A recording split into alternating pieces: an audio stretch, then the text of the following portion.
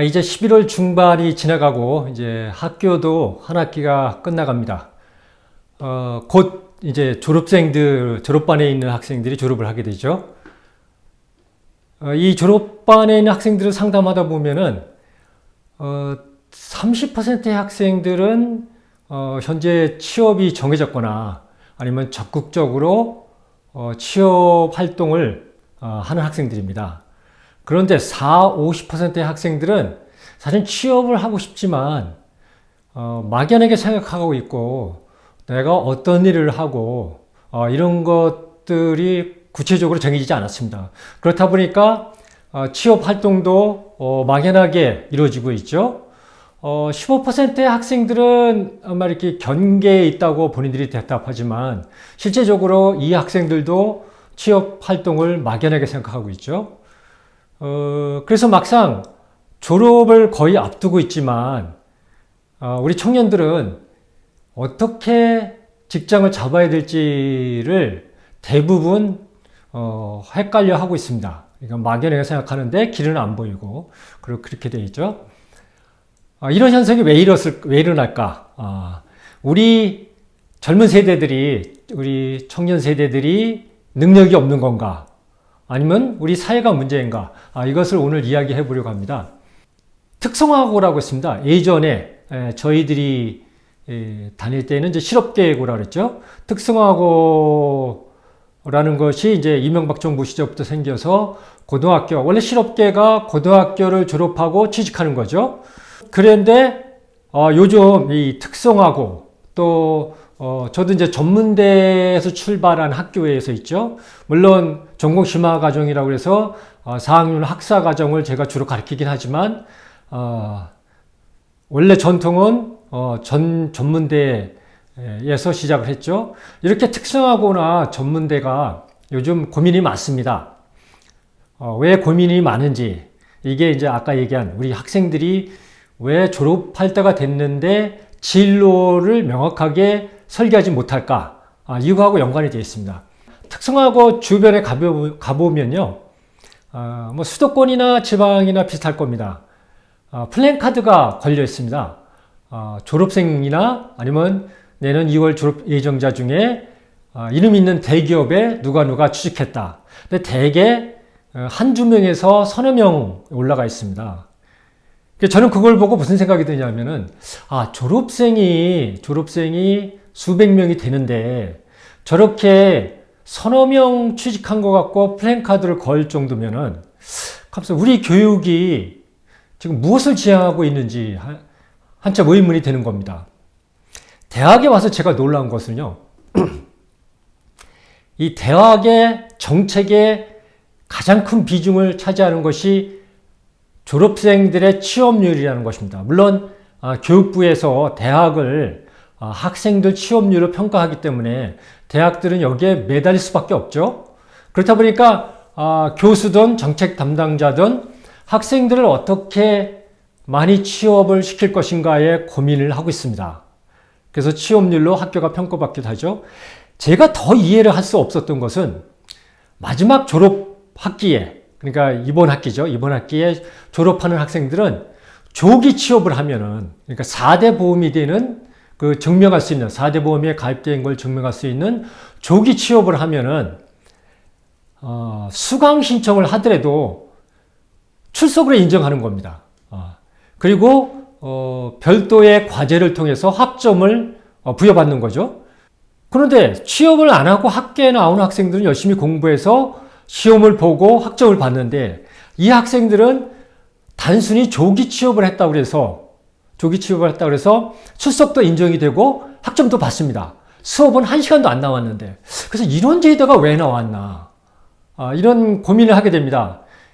이것이 우리 기성세대들이 가장 잘못하는 우리 MZ세대를 중심으로 하는 청년세대한테 가장 잘못하고 있는 방법들은 아닌가 이렇게 생각이 듭니다.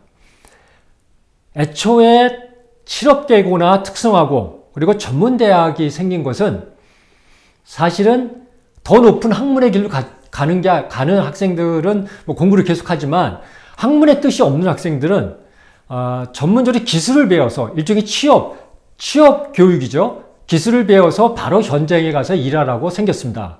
전문대학이 생긴 것도 거의 40년이 넘었죠. 그러니까 역사가 깊습니다. 그런데 이것은 2000년 이전 산업화 시대의 모델입니다. 제가 하버드 시대 종목을 학습혁명이라는 책에서 왜 하버드 모델이 종말을 구하는지, 수명 기능에 수명이 다했는지를 길게 설명했지만, 산업화 시대는 전형적으로 직업을 쫓아가는 교육입니다. 그래서 대기업, 특히 대기업을 중심으로 어떤 새로운 사업을 벌이면은 거기에 맞게 대학이 학과를 개설하고, 그래서 학생들을 인력을 배양해서 내보내면 그 학생들이 그 직장에 가서 일을 하고 그랬죠. 그래서 이것을 전문 용어로 직업을 쫓아가는 교육이라고 합니다. 근데 2000년을 넘어오면서 디지털화가 되면서 소프트웨어 세상으로 바뀌었죠. 전문가들은 21세기를 일의 성격이 급속도로 바뀌는 시대라고 합니다. 그것은 기술의 발달과 글로벌화의 완성 때문에 그렇습니다. 그러니까 디지털 기술, 소프트웨어 기술, 보통 인공지능 기술이라 그러죠. 이 디지털 기술의 발달이 우리 인간이 하던 일들을 계속 대체하고 있습니다. 제가 처음 경험한 것이 제가 신입사원 때, 벌써 30몇 년이 됐죠. 처음으로 이런 컴퓨터 기술이 우리의 일을 대체한 것이 전자계산기입니다. 그 당시에 주판이라는 것을 잘 두어서 은행에 취직해서 월급을 잘 받고 일하던 사람들이 있었죠. 이 사람들이 전자계산기라는 것이 나오면서 하루아침에 그 일자리를 잃게 됐죠. 그러면서 지난 30년 동안 이 컴퓨터 기술의 발달은 우리 기술, 특히 육체로 하는 기술의 대부분을 대체하기 시작했습니다. 이제는 이제 높은 수준의 정신적 일까지 대체하고 있죠. 이렇게 기술의 발달이 너무 급속도로 이루어지니까 매일매일 일의 성격이 바뀌는 겁니다. 그 일의 성격이 바뀌는데 그 일을 설정하고 직업을 쫓아가는 교육을 시킨다면은 이 학생들이 막상 교육을 받고 나서도 갈 데가 없죠. 왜냐면 그 직업의 성격이 바뀌었기 때문에. 더군다나 글로벌화의 완성은 전 세계 노동시장이 단일화되는 것을 의미합니다. 이미 미국이나 유럽, 한국도 마찬가지죠. 숙련도가 낮은 일부터 지금은 대학을 나오고 대학원을 나온 사람들이 하는 숙련도가 높은 직업까지 이민자들이 대체하기 시작했습니다. 그러다 보니까 이 두 개가 기술에 의해서 일의 성격이 바뀌고 또 글로벌화가 완성됨으로써 전 세계 노동시장이 개방되면서 직업을 쫓아가는 교육을 받으면은 갔을 때 그 직업이 변해 있는 겁니다. 그러니까 지금 청년층들이 대학을 졸업해도 사실은 무엇을 할지 막연하게 생각이 들 수밖에 없는 것은 우리가 우리 자녀들을 직업을 쫓아가는 교육을 시켰기 때문입니다. 그래서 이 시대에는 취업을 당장 졸업하고 하느냐 아니냐를 따지면 안 됩니다. 이 친구들은, 우리 MZ세대들은 100세 시대를 넘어 120세대 인생을 살아야 됩니다. 120살까지 살아야 되는데 대학 20대에 졸업했는데 취업을 원하는 대로 했느냐 안 했느냐, 그것도 부모나 선생님 세대가 생각하는 그런 직업에 취업을 했느냐 안 했느냐로 판단을 하고 그걸로 대학 교육을 평가하고 이러면은 우리 젊은이들은 아마 갈수록 곤란에 빠질 겁니다. 그래서 이제 요즘 미국에서도 많이 논쟁이 되고 있는데요. 20대가 어느 세대냐 이거죠. 20대는 우리 기성세대로 따지면은 고등학교, 중학교 때라고 생각하면 됩니다. 120세, 100살, 120살을 살아야 되잖아요. 그래서 20대는 어느 직종을 정해서 취직하는 게 아닙니다. 20대는 무조건 내가 원하는 것을 해보는 겁니다. 그래서 실패도 하고 그만두기도 하고, 그러면서 내가 무엇을 좋아하고 나의 열정이 어디에 있는지 이것을 찾아가는 것이죠. 그리고 30대에 길을 어느 정도 찾아보는 겁니다. 그렇더라도 30대에도 길을 정하지는 않습니다.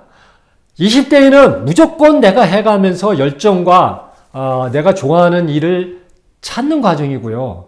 30대는 그 중에서 몇 개를 골라서 내가 정말 이 일을 잘 해낼 수 있도록 기반을 닦는 과정입니다. 그리고 지금은 40대에 본격적으로 나의 직업, 나는 어떤 전문가다. 그래서 나의 직업, 그것을 확정하고 본격적으로 업적을 이루는 그런 시대입니다. 그래서 50, 60대에 그거의 결과를 보고 다시 60대에 그것을 기반으로 한 번 더 인생을 다시 바꿔주는, 그리고 7, 80대에 그 바뀐 코스에 의해서 다시 살아가는 이런 인생 여정 계획이 필요하죠. 그러기 위해서는 이 젊은이들이 가장 필요한 것이 무엇이냐? 이렇게 직업을 내가 찾아가는 이런 이걸 보통 이제 직업을 다듬어서 만든다. 그래서 잡 크래프팅, 직업을 다듬어 만드는 시대라고 합니다. 그러니까 직업을 다듬어 만든다는 크래프팅이라는 얘기는 크리에이션, 만들기도, 새롭게 만들기도 하죠. 스타트업을 하는 사람도 새롭게 만들게 하죠.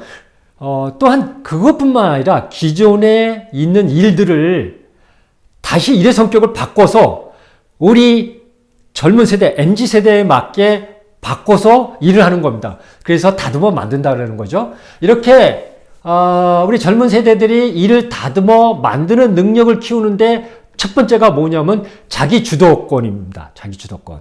그래서 70년대 유행했던 자기 결정 이론이 요즘 다시 관심을 갖게 되는 겁니다. 자기 결정 이론은 자기의 주도성, 그리고 남하고 관계를 할 수 있는 역량, 그리고 내가 어느 집단에 속해 있을 수 있는 관련성, 이렇게 되고 있는데 여기에 시발점이 자기 주도성입니다. 이 자기 주도성의 핵심이 자기 선택권입니다. 자기 선택권. 선택하고 그걸 해보고 거기서 다시 평가를 하고, 피드백이라 그러죠. 내가 실패했냐 성공했냐 중요하지 않습니다. 내가 선택해서 이 일을 해보니까 어떻다 평가를 해보고 다시 그것을 피드백해서 다른 걸로 다시 자기가 선택하고, 이 선택권은 사실 안 하는 방법도 자기 선택입니다. 내가 이 일은 안 해. 이런 거는 내가 안 할 거야. 이것도 자기 선택이고요. 그러니까 그런데 이게 자기 선택의 문제점은 선택해서 실패할 확률이 높다는 겁니다. 이 문제는 이 실패하는 게 문제가 아니라 시도해서 실패하는 게 많아야 이 젊은 세대가 그 실패를 통해서 시행착오를 겪고 자기를 업그레이드 하면서 다시 자기가 선택을 하고 이러면서 자기 주도성으로 자기가 자기의 길을 만들어가는 거죠. 잡 크래프팅을 하는 거죠. 그래서 잡 헐링 시대에서 잡 크래프팅 시대로 바꾸는, 잡 크래프팅 시대에 맞는 능력을 키워주려면은 우리 젊은 세대한테 자기 선택권을 유치원 때부터, 그 유아기부터 자기 선택권을 줘야 됩니다. 본인들이 선택하고 본인들이 시도해보고 실패하고 다시 그것을 피드백해서 다시 시도하고, 이런 것을 유아기부터 유치원부터 경험을 해서 대학을 졸업하고, 또 대학을 졸업하고 사회에 나가서도 끊임없이 내가 취직을 안 하는 것도, 어느 직장에 취직을 안 하는 것도 선택입니다. 안 하고 내가 직접 다른 일을 시도해보고, 이렇게 자기가 주도해서 잡 크래프팅 하는 능력을 키워야 됩니다. 문제는 여기서 조심해야 될 거 있습니다. 저도 주위에 뭐 조카나 이렇게 많이 보고 있지만, 내가 어느 회사에 취직을 안 한다. 그러면은 무엇이든지 해야 됩니다. 아르바이트를 하더라도 무슨 일을 해야 됩니다. 저는 학생들을 상담하면서 아르바이트를 하는 학생들을 제일 많이 칭찬해 줍니다. 아무것도 안 하는 학생들은 아르바이트를 주말이라도 하라고 그럽니다. 이렇게 무엇이든지 해야 됩니다. 아무것도 안 하면은 정말 아무것도 아닙니다. 그죠? 자기의 미래도 모호하고 자기가 어떻게 갈지 생각도 없고 그리고 아무것도 안 하니까 자기의 실패와 경험이 안 쌓이고 그러면 그렇게 시간만 가는 겁니다. 그러니까 성장을 못하는 애늙은이가 되는 거죠. 그래서 단지 아이들한테 선택권을 다 주되 단지 아이들이 무엇이든지 끊임없이 시도하고 도전하게 해야 됩니다. 그래서 오늘은 잡 크래프팅 시대에 대학을 졸업하고 고등학교를 졸업하면 취직이 중요한 게 아니라 잡 크래프트 시대에 아이들이 주도적으로 특히 20대에는 자기 열정을 찾기 위해서 끊임없이 이 일 저 일 무엇이든지 도전하는 그런 길을 갈 수 있도록 인도하자 이런 이야기를 말씀드렸습니다.